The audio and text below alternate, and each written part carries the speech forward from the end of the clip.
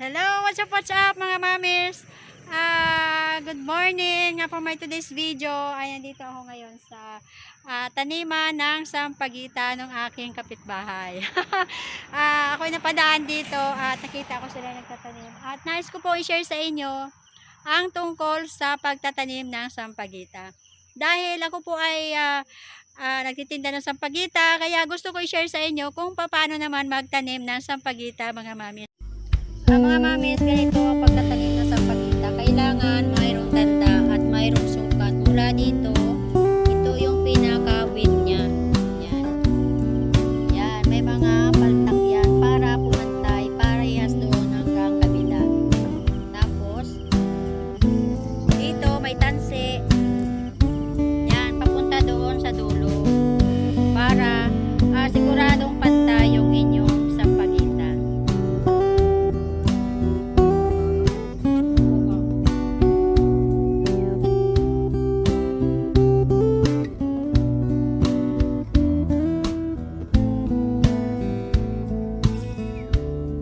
Dalawang paraan ang pagtatanim ng sampagita.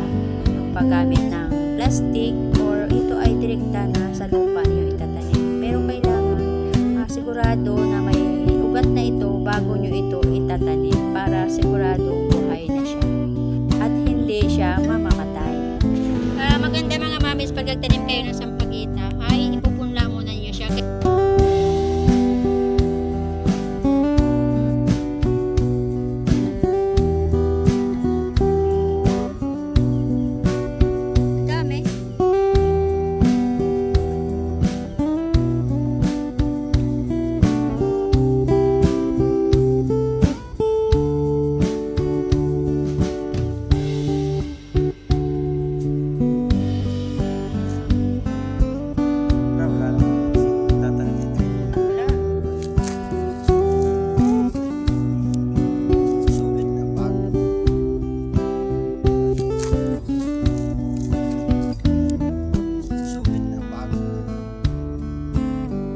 Mamis, mayroong ganito, nalagyan nyo ng ganito para hindi siya maapakan ng mga mamimitas. May tanda siya, ibig sabihin may tanim.